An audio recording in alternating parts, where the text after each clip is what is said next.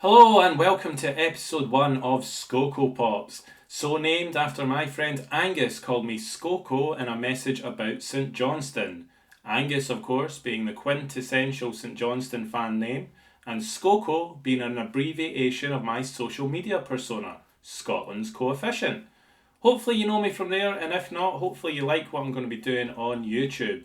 It'll be short videos, 10 to 20 minutes long, poring over all aspects of Scottish football.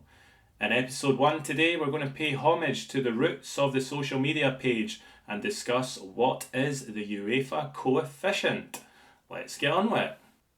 So the UEFA coefficient is an accumulation of all the points earned by all the teams that entered Europe from your country over the last 5 seasons. Including the season you're in, those points over those 5 years added together gives you your coefficient. It's a 5-year rolling coefficient that means that at the end of every season, the 5th year drops off your total. So if you have a really good year, like Rangers reaching the Europa League final, that's amazing because that points tally will stay on your total for 5 years, propping you up and bringing up your average if you have a below average year. Conversely though, if you have a year where you completely stink the place out, like when Rangers and Celtic were in the Champions League in 2022-23, then that low points total also hangs around your neck for 5 years, pulling down the average until it drops off. So in all 3 league phase competitions, it's 2 points for a win and 1 point for a draw. Doesn't matter if you beat Real Madrid in the Champions League or FC Noah in the Conference League. It's the same number of points. The difference is in the progression points. So in the higher competitions, you get more points the higher up the league phase you finish and the further in the competition you go. Points in qualifying are worth half the number of points that they're worth in the league phase. So while points earned in the qualifying rounds are useful, it's all about getting to the league phase at all costs, because that gives you at least another 6 matches in the Conference League or 8 matches in the Europa League and Champions League to earn more coefficient points. So what does that mean for Scotland's coefficient? The number of points added to your coefficient are divided by the number of teams you entered in Europe at the start of the season. It doesn't change as the season goes on and teams get eliminated. So Scotland entered 5 teams at the start of this year. Throughout the rest of the season, all points earned are divided by 5. So that means where a league phase win is worth 2 points, it will add 0.4 points to Scotland's coefficient, and where a draw is worth 1 point, that will add 0.2 points to Scotland's coefficient. Because Scotland's ranking has fallen so dramatically, we're now 18th, it means that next summer Scotland will enter only 4 clubs into European football.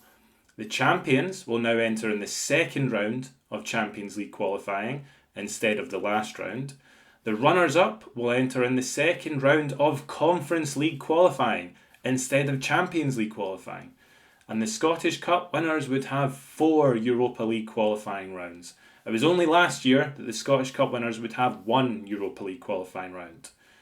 Our third place team also enters in the second round in the Conference League, and with our 5th team now no longer in Europe, 4th place in the league will only ever be a European spot if one of the top 3 teams win the Scottish Cup.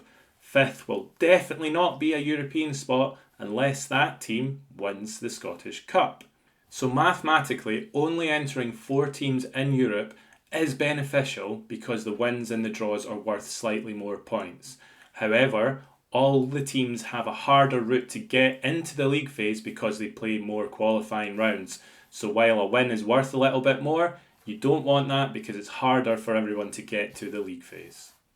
So the coefficient is important because it determines UEFA's access list.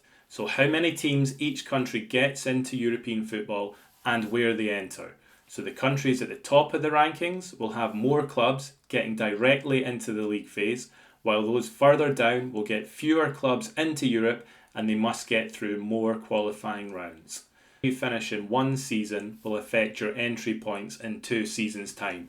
So as we finished last season in 18th place, that's why we know that next summer's entry points are going to be so much poorer than they were this summer. To get your champions automatically into the Champions League, you need to be in the top 10 ranked UEFA nations. Poland currently occupy 10th place with around 45 coefficient points, and Scotland, we are now back in 19th with about 26. That gap of nearly 19 points is the equivalent of us winning 47 league phase matches and Polish teams losing every single match from here on out. So the top 10 is not a realistic short or even medium term target, and so automatic Champions League qualification is off the table for the foreseeable future for Scottish clubs. The immediate aim is to get Scotland back into the top 15, which would get us back to the entry points we had this summer. So the champions would go back to having just one qualifying round for the Champions League. Second place would go back to entering Champions League qualification because, of course, we lose that next summer. And most importantly, we would go back to having 5 teams in Europe instead of just 4. Cyprus currently occupy 15th place, and they're on nearly 34 points ahead of us on 26. That gap of 7.5 points is the equivalent of almost 19 league phase wins from Scottish teams, and the Cypriot teams adding no more further points. So even getting into the top 15 is pretty much impossible for this season, but it's all about consistent good performances year on year to then benefit in 2 or 3 years' time when we can close the gap on all the nations above us. So lastly, there's also the club coefficient. That's different to the national coefficient in that the points earned are not divided by the number of teams your country entered into Europe. The club coefficient used to be crucial because it's what dictates the pots when they do the group stage or now the league phase draw. Previously, if you were a pot 1 team, this was a massive advantage because you couldn't play any other pot 1 teams. You would only play 3 teams from the 3 pots below you. But in the new league phase format, everybody plays 2 teams from every pot, so there is absolutely no competitive advantage to being in a higher pot, and so for that, club coefficient does not matter anymore. Where it does matter is in qualifying. So club coefficient will decide whether you're seeded or unseeded in the qualification rounds, and obviously being on the seeded side, in theory, means you face a weaker side because they come from the unseeded half of the draw. The club coefficient also influences how UEFA distribute the prize money. So they have a total prize pot of about £4.5 billion.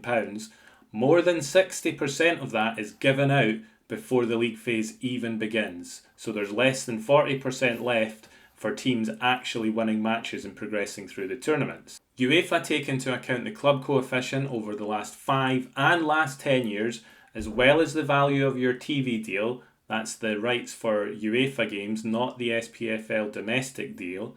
And from that, they have a calculation to work out where everybody sits in the value pillar. What that means is that Bayern Munich, the top ranked team in the Champions League, will receive more than 60 million euros before a ball is kicked, even if they lose all 8 games in the Champions League.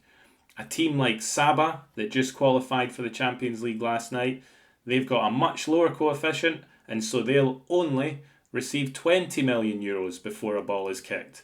So it's completely designed to keep most of the money with most of the big teams, and the rich continue to get richer.